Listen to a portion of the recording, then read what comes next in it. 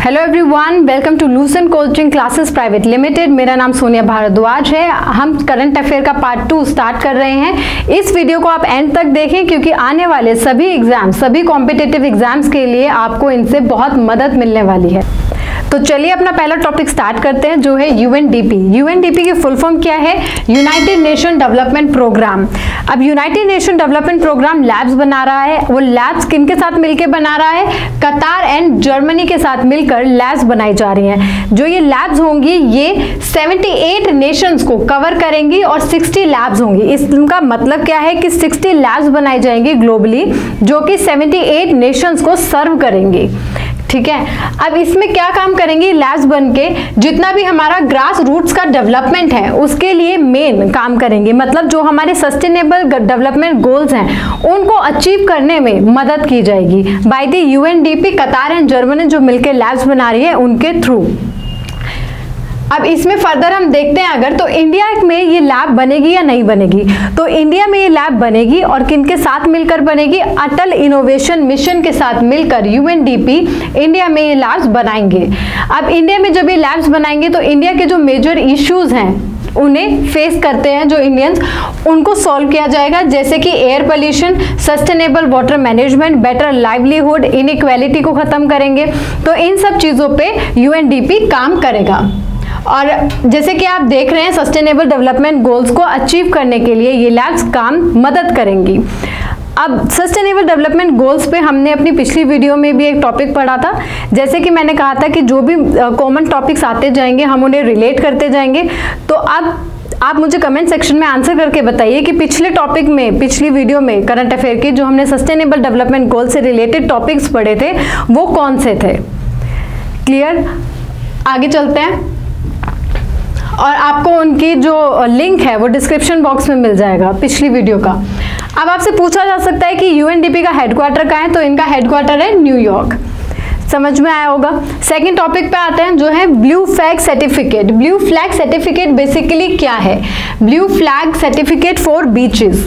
आपको क्या लगता है इंडिया के कौन से बीच को ये सर्टिफिकेट मिला होगा? तो इंडिया के कौन से बीच को मिला है? हमारा चंद्रभागा बीच। चंद्रभागा बीच को ये सर्टिफिकेट दिया गया है इंडिया में। चंद्रभागा बीच को ये सर्टिफिकेट मिला है जो कहाँ का बीच है? उड़ीसा का बीच है। ये सिर्फ इंडिया का ही नहीं, ये पूरे एशिया का पहला बीच है जिसे ब्लू फ्लैग सर्टिफिकेट मिला है। दूसरा सवाल आपसे ये पूछा जा सकता है कि ब्लू फ्लैग सर्टिफिकेट क्या है? ये ब्लू फ्लैग सर्टिफिकेट देता कौन है? तो ये एक नॉन प्रॉफिट ऑर्गेनाइजेशन है जो ये अवार्ड देती है जिसका नाम है FEE, foundation for environment education. वो इस चीज को देखती हैं, ब्लू फ्लैग सर्टिफिकेट को। अगला टॉपिक है हमारा रोटा वायरस। इन दोनों आपने कोरोना वायरस के बारे में काफी सुना होगा, लेकिन हमारा अगला जो टॉपिक है वो है रोटा वायरस। तो वो रोटा वायरस के बारे में हम थोड़ा डिटेल पढ़ेंगे। ये छोटे बच्चों में डायरिया हो जाता है। ठीक है, छोटे बच्चे जो 5 साल से कम उम्र के बच्चे होते हैं उनमें ये वायरस होता है। बेसिकली ये वायरस टच करने से फैलता है, ओरल तरीके से फैलता है। अगर कहीं पे कीटाणुज हैं तो उससे ये वायरस फैलेगा। तो इस वायरस को अगर आप सरफेस पे किसी ऑब्जेक्ट पे अगर रोटा वायरस के वायरसेस हैं तो ये बच्चों में जल्दी से फैल जाता है। इसके जो हमारे यहाँ पे 10% डेथ होती है बच्चों की वो इस वायरस की वजह से होती है। इसके कुछ सिम्टम्स होते हैं जैसे फीवर आ जाना, थ्रोइंग अप मतलब वॉमिटिंग हो जाना, डिहाइड्रेशन, स्टमक पेन होना, ये सब कुछ इसके सिम्टम्स होते हैं। इसके लिए वैक्सीन बनी गई है। इसके लिए कौन सी वैक्सीन बनाई गई है? वैक्सीन का नाम आप याद रखेंगे, रोटावैक 5D। वैक्सीन का नाम है रोटावैक 5D। ये वैक्सीन का नाम है जिसे किसने बनाया है? भारत बायोटेक इंटरनेशनल ने इस वैक्सीन को बनाया है। कौन से वायरस के लिए बनी है ये वैक्सीन? Rota virus. तो Rotavac is your vaccine name and rota virus is the virus name.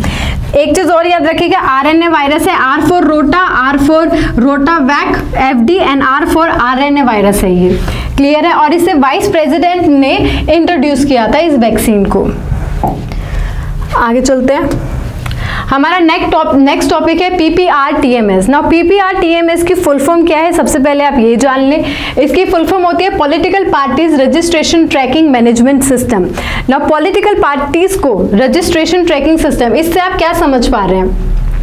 बहुत अंडरस्टैंडिंग है, ये समझना सिंपल है। देखिए, रजिस्ट्रेशन का बेसिक काम कौन करता है? जितने भी पॉलिटिकल पार्टी हैं उनका रजिस्ट्रेशन कराना या उनको अपने आप को रजिस्टर कराना होता है कहीं किसी रिप्रेजेंटेटिव को, तो वो कहाँ कराएगा? इलेक्शन कमीशन में। तो इस ऐप को बनाया किसने है? इलेक्शन कमीशन ने बनाया है। इलेक्शन कमीशन ऑफ इंडिया ने ये लॉन्च किया है, क्या? PPRTMS, जो कि आप लोग पर देख सकते हो। ठीक है, अब ये काम क्या करेगा? जो ट्रैकिंग का काम करेगा कि एक एप्लीकेंट ने, एक रिप्रेजेंटेटिव ने अपनी एप्लीकेशन डाल दी, अब वो उस एप्लीकेशन को आगे ट्रैक कैसे करेंगे? थ्रू SMS एंड ईमेल्स वो अपने एप्लीकेशन को ट्रैक कर सकते हैं कि उनकी अभी करंट स्टेटस क्या है, जो उन्होंने रिप्रेजेंटेटिव ने जो एप्लीकेशन डाली है उसका करंट स्टेटस क्या है, वो चेक किया जाएगा। अब इलेक्शन कमीशन को कौन सा एक्ट ये राइट देता है कि वो ऐसा कुछ ऐप या ऐसा कोई प्लेटफॉर्म बना सकते हैं? वो याद रखना है आपको, वो है section 29A of representation of people act of 1951। ये आपको याद रखना है, ठीक है। और ECI जो आपका इलेक्शन कमीशन ऑफ इंडिया है, उनको कहां से मिलती है उनकी पावर? आर्टिकल 324 से। नेक्स्ट टॉपिक है हमारा मनी ऐप। अब जैसे आप नाम से समझ जा रहे होंगे कि मनी ऐप की बात हो रही है। मनी ऐप बेसिकली क्या है? मनी की बात है। हमारी कंट्री में मनी रेगुलेट कौन करता है? RBI। तो ये ऐप जो है किसके द्वारा बनाई गई होगी? RBI द्वारा ये ऐप बनाई गई है। अब इस ऐप की फुल फॉर्म क्या है? अगला क्वेश्चन ये आ सकता है। तो इस ऐप की फुल फॉर्म क्या है? Mobile added noted identifier. अब इसमें क्या है? मोबाइल एडेड नोट आइडेंटिफायर है। तो बेसिकली ये जो ऐप है ये मोबाइल में यूज हो सकती है। दूसरी चीज, ये हमारे नोट को आइडेंटिफाई करेगी। इसी डेफिनेशन से आपको पूरा आर्टिकल समझ में आ गया होगा। जो स्पेसिफिकली क्या है, ये नेत्रहीन लोगों के लिए ऐप बनाई गई है। ये जो ऐप है ये किसी भी फ़ोन में डाउनलोड हो सकती है, चाहे वो आपका एंड्रॉयड हो या आपका एप्पल फ़ोन हो, कोई भी सॉफ्टवेयर हो, फ़ोन में ये ऐप डाउनलोड होगी। जो वो लोग हैं वो नोट की फ़ोटो खींचेंगे और फ़ोन बोल के, स्कैन करके बोल के बताएगा हिंदी या इंग्लिश भाषा में कि ये नोट किस मुद्रा का है, इसकी करेंसी क्या है। तो बेसिकली मुद्रा बताने के लिए ये ऐप बनाई गई है, क्योंकि अभी हमारी नोट्स की करेंसी चेंज हुई है, तो उन लोगों को परेशानी ना हो उस चीज़ के लिए, इसलिए RBI ने ये ऐप लॉन्च की है। RBI के गवर्नर कौन है? शक्तिकांत दास। एक चीज इसमें याद रखिएगा कि ये ऐप जो है ये फेक करेंसी को नहीं बताता है, ये फेक करेंसी नहीं बताएगा, ये सिर्फ आइडेंटिफाई करेगा, आइडेंटिफायर होगा कि कितने का नोट है। That's it. अगले टॉपिक पे आते हैं हम, हमारा CEIR which is your central equipment identity register. आप सबके पास मोबाइल फोन होगा, आज सब लोग मोबाइल फ़ोन बहुत अच्छे से यूज़ करते हैं, बहुत डर जाते होंगे जब आपका मोबाइल फ़ोन गुम हो गया है या कहीं छूट गया है, मिसप्लेस हो गया है। उसी की सेफ्टी और सिक्योरिटी के लिए ये ऐप लाया गया है। अब इसे लेके कौन आया है? हमारा अंडर डिपार्टमेंट ऑफ टेलीकॉम इसको यूज़ करता है। कौन यूज़ करता है इसको? Department of telecom. Department of telecom इसका मैनेज करेगा, इसके अंडर ये ऐप लाई गई है। अब इस ऐप में बेसिकली आपको कुछ चीज़ें याद रखनी है, जैसे कि सिम की full form subscriber identify module, SIM की फुल फॉर्म होती है। इसके ऐप के थ्रू क्या होगा? आपका फ़ोन अगर कहीं भी गुम हो जाता है तो उसे ब्लैकलिस्ट कर दिया जाएगा, आपकी सिम को ब्लॉक कर दिया जाएगा, ताकि ना ही तो आपकी सिम फर्दर यूज़ हो सकती है और ना ही आपका फ़ोन कहीं भी यूज़ किया जा सकता है। तो इस ऐप के थ्रू आपको इस तरह से मदद मिल पाएगी। अगला टॉपिक आता है हमारा Bhim Koregaon battle. Now Bhim Koregaon battle basically क्या है? भीम कोरेगांव बैटल एक युद्ध हुआ था, बैटल हुई थी। कौन से सन में हुई थी? 1818 में। 1818 में बैटल हुई थी between east India company and पेशवाज। East India company और पेशवाज के बीच में एक युद्ध हुआ था, ठीक है। अब जो ईस्ट इंडिया कंपनी थी उनके अंडर जो सोल्जर्स होते थे वो होते थे दलित, जिन्हें उस समय में लोअर कास्ट कहा जाता था, और पेशवाज अपने आप को अपर कास्ट समझते थे। तो ये जो लड़ाई हुई, बेसिकली ईस्ट इंडिया कंपनी लड़ रहा था पेशवा से, लेकिन दलित जो लड़ रहे थे वो ये सोच के लड़ रहे थे कि ये हमारा कास्ट डिस्क्रिमिनेशन की वजह से लड़ाई हो रही है, और इस लड़ाई में दलित जीत गए थे। तो इस जीत को सेलिब्रेट किया जाता है हर साल पुणे में। इस साल 202 एनिवर्सरी बनाई गई है पुणे में, किस चीज की? भीम कोरेगांव बैटल की, जिस बैटल को कहा जाता है विक्ट्री अगेंस्ट कास्ट डिस्क्रिमिनेशन। जाति विवाद के प्रति जो जीत हुई है, जो भी लोग जाति विवाद करते हैं उन लोगों को हराया गया है, तो इसलिए इसे सेलिब्रेट किया जाता है as a victory against caste discrimination. और इसे हर साल दलित सेलिब्रेट करते हैं। किस जगह में करते हैं? पुणे में सेलिब्रेट किया जाता है ये। और ये जो युद्ध हुआ था ये कौन सी नदी के पास हुआ था? भीमा के पास हुआ था। महाराष्ट्र में है रिवर भीमा, उसके पास ये युद्ध हुआ था। क्लियर है? नेक्स्ट अवार्ड है हमारा, ये एक अवार्ड है जो मिला है एस सौम्या को, और ये अवार्ड मिला किस चीज के लिए? संगीता कालिंदी अवार्ड। ये एक संगीता कालिंदी अवार्ड है जो मिला है एस सौम्या को। मिला किस चीज के लिए है? कार्नेटिक म्यूजिक के लिए। और इसी म्यूजिक को कौन सी अकेडमी प्रमोट करती है? मद्रास म्यूजिक अकेडमी इसे प्रमोट करती है। और इस अवार्ड में क्या मिलता है आपको? गोल्ड मेडल मिलता है, बीरू पट्टा मिलता है। अगला है हमारा DRDO young scientist laboratories. So basically DRDO young scientist laboratory में क्या है कि आपके लिए लेबोरेटरीज लाई जा रही हैं। आर्टिफिशियल इंटेलिजेंस का बहुत यूसेज चल रहा है, तो आर्टिफिशियल इंटेलिजेंस की इतनी इंपॉर्टेंस है, उसको नज़र में रखते हुए DRDO ने 5 सिटीज़ में लेबोरेटरी लगानी शुरू की है, जिनमें आर्टिफिशियल इंटेलिजेंस का यूज़ कैसे किया जा सकता है डिफेंस में, इसकी बात की जाएगी। क्लियर है? अब इसमें क्या है, फोकस क्या है इनका, कौन कौन सी टेक्नोलॉजीज हैं DRDO इस पे काम कर रहे हैं। 5 सिटीज मैंने बोला, वो 5 सिटी हैं आपकी बेंगलोर, मुंबई, चेन्नई, कोलकाता एंड हैदराबाद। ये हम आगे भी पढ़ेंगे। कौन सी कमेटी ने रिकमेंड किया था कि आर्टिफिशियल इंटेलिजेंस का यूसेज होना चाहिए DRDO में भी, मतलब डिफेंस में आर्टिफिशियल इंटेलिजेंस का यूसेज होना चाहिए। तो कमेटी का नाम आपको याद रखना है, which is important, N Chandrashekhara committee, जो किस में आती है? मिनिस्ट्री ऑफ डिफेंस में। ये मिनिस्ट्री ऑफ डिफेंस के थ्रू बनाई गई थी, मिनिस्ट्री ऑफ डिफेंस। क्लियर है? इस कमेटी का नाम आपको याद रखना है। आगे चले। अब मैंने कहा था कि 5 सिटीज में बन रहा है, वो 5 सिटीज का क्या नाम है? बेंगलोर, मुंबई, चेन्नई, कोलकाता, हैदराबाद। हर जगह पे अलग टेक्नोलॉजी को लेके लेबोरेटरीज बनाई जाएगी, साइंटिस्ट काम करेंगे। जैसे बेंगलोर में काम होगा आर्टिफिशियल इंटेलिजेंस को लेके, इस चीज़ों पे रिसर्च होगी, काम होगा, देखा जाएगा फर्दर आप डिफेंस में कैसे इस्तेमाल कर सकते हो। मुंबई में यूज़ होगा क्वांटम टेक्नोलॉजी के बेसिस पे कि आप क्वांटम टेक्नोलॉजी को कैसे इस्तेमाल कर सकते हो। कॉग्निटिव टेक्नोलॉजी यूज़ की जाएगी चेन्नई में। आपको कहाँ पे कौन सी टेक्नोलॉजी यूज़ हो रही है ये भी अच्छे से याद करना है। एसिमेट्रिक टेक्नोलॉजी यूज़ की जाएगी कोलकाता में, और आपका स्मार्ट मटेरियल्स यूज़ किया जाएगा हैदराबाद में। क्लियर है आप लोग को ये? लॉन्ग मार्च 5, ये हमारा नेक्स्ट टॉपिक है, लॉन्ग मार्च 5। लॉन्ग मार्च 5 बेसिकली क्या है? एक चाइना का लॉन्चर है जो कि सैटेलाइट्स को, जो कि शिंगजैंग 20 सैटेलाइट है उनकी, इसको लॉन्च करने के लिए यूज़ किया गया है। अब ये क्या है? एक रॉकेट लॉन्चर है। तो बेसिकली आपको याद इसलिए रखना है ये क्योंकि चाइना का लॉन्चर आया, अभी चाइना काफ़ी न्यूज़ में रहा है। दूसरी चीज़, इसका एक और नाम है CZ5, जो ये आपको याद रखना है, CZ5, ये इसका अनदर नेम है जो आपको याद रखना है। और लॉन्ग मार्च 5, तो दोनों CZ5 एंड लॉन्ग मार्च 5 ये इसके अलग नाम है, और ये कम्युनिकेशन सैटेलाइट लॉन्चर है। Clear? Patola saris, we all are very much aware कि Patola saris are the traditional saris of India.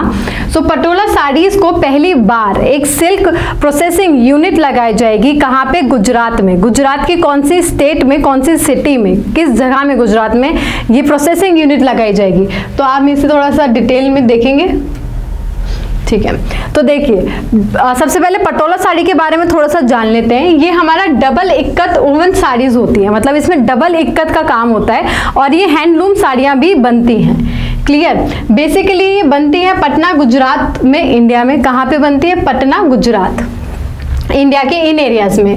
GI tag मिला था इन्हें 2013 में पटोला साड़ीज को। पटोला साड़ीज जो है हाईली वैल्यूएबल हैं, बहुत ही इंटरनेशनली वैल्यू है इनकी। किस जगह पे? इंडोनेशिया में। क्लियर? क्यों? क्योंकि हम यहाँ पे क्या करते हैं उसका, ये भी उनका लोकल काम करने का जो पटोला साड़ीज है वहाँ पे भी लोकल लोगों में भी बहुत फेमस है। अब ये जो Khadi and village industries commission है, योर KVIC, इन्होंने पहली बार silk processing first silk processing plant लगाया है सुरेंद्र नगरा इन गुजरात। किस जगह में? सुरेंद्र नगरा गुजरात में पहला सिल्क प्रोसेसिंग प्लांट लगाया गया है। क्लियर है? और जो आपकी ये KVIC है ये अंडर आती है ministry of micro small and medium enterprises के। अब आता है हमारा तुलु लैंग्वेज। ना तुलु लैंग्वेज की इंपॉर्टेंस क्या है और तुलु लैंग्वेज कहाँ की है ये जानना ज़रूरी है। जैसे कि आपको पता है कि हर जगह की, हमारे यहाँ हर स्टेट में एक अलग लैंग्वेज होती है जो लोकल लैंग्वेज है। जैसे हरियाणा में आप देखें तो हरियाणवी लैंग्वेज बोली जाती है, यूपी में कुछ जगह पे ब्रज भाषा बोली जाती है। तो इसी तरह से हर जगह की कुछ ना कुछ लोकल लैंग्वेज है जिसके थ्रू वो कन्वर्सेशन करते हैं, वार्तालाप करते हैं, जो इसमें उन्हें ज़्यादा आसानी होती है। तुलु लैंग्वेज भी उनमें से एक भाषा है। तो तुलु लैंग्वेज बेसिकली केरला और कर्नाटका के कुछ पर्टिकुलर डिस्ट्रिक्ट्स में बोली जाती है। इन पर्टिकुलर डिस्ट्रिक्ट्स में अब उनकी यूसेज कम हो रही है, जिस वजह से उनको वार्तालाप करने में, बातचीत करने में थोड़ी परेशानी आती है। दूसरी चीज, इस लैंग्वेज में आप ये देखेंगे ये लैंग्वेज न्यूज़ में क्यों है। ये लैंग्वेज न्यूज़ में इसलिए है क्योंकि इन लोगों ने रिक्वेस्ट डाली है कि इसे 8th शेड्यूल में ऐड किया जाए। और 8th शेड्यूल क्या कहता है? हमारी ऑफिशियल लैंग्वेजेस बताता है कि इंडिया की ऑफिशियल लैंग्वेज कौन सी है। तो ये डिमांड की जा रही है कि जो तुलु लैंग्वेज है इसको 8th शेड्यूल में डाला जाए हमारे कॉन्स्टिट्यूशन के, ताकि इसकी इंपॉर्टेंस बनी रहे, इसका यूसेज बना रहे, क्योंकि धीरे धीरे वो खत्म हो रहा है। अब ये ऐसा क्यों कह रहे हैं? क्योंकि लगभग 1 लाख से ज़्यादा लोग तुलु बोलते हैं अगर हम उससे कंपेयर करते हैं विद संस्कृत स्पीकिंग पीपल। जितने लोग हमारे देश में संस्कृत बोलते हैं उससे कई गुना ज़्यादा तुलु बोलने वाले लोग हैं। इसीलिए ये इंपॉर्टेंस को बनाए रखने के लिए तुलु को 8th शेड्यूल में डाल देने की बात की जा रही है। अब मुझे आप ये बताइए कि कौन सा आर्टिकल आपको ये राइट देता है कि आप लोकल लैंग्वेज में कन्वर्सेशन कर सकते हो? कौन सा आर्टिकल देगा? आर्टिकल 29। आर्टिकल 29 आपको ये राइट देता है कि आप अपनी लोकल भाषा में वार्तालाप कर सकते हैं, कन्वर्सेशन कर सकते हैं। ओके, जैसे कि आप यहाँ देखेंगे कि ये इतनी पुरानी लैंग्वेज है कि तुलु को कब से यूज किया जा रहा है? 14th और 15th सेंचुरी से भी यूज किया जा रहा है। द्रिवेडियन लैंग्वेज आती है, तुलु आपकी द्रिवेडियन लैंग्वेज है। कहाँ पे बोली जाती है? एक जगह है दक्षिणा, एक जगह है उदुपी, और ये दोनों जगहें कहाँ की हैं? कर्नाटका की।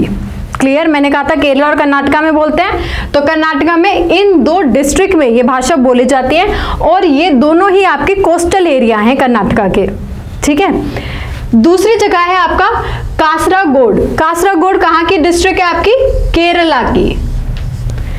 क्लियर है? तो कासरागोड आपकी कहाँ की डिस्ट्रिक्ट है? केरला की डिस्ट्रिक्ट है। अब यहाँ पे भी ये भाषा बोली जाती है। As per census of 2011, 18 lakh native speaks Tulu in India, मतलब 18 लाख लोग तुलु भाषा का प्रयोग करते हैं। इसीलिए ये भाषा इतना डिमांड में है कि इसको आप 8वीं अनुसूची में शामिल किया जाए हमारे संविधान के।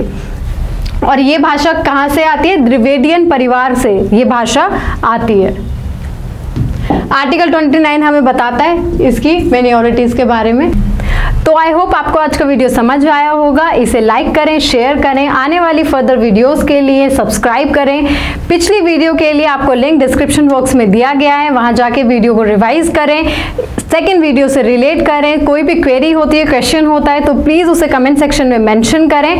Thank you so much, take care, bye bye.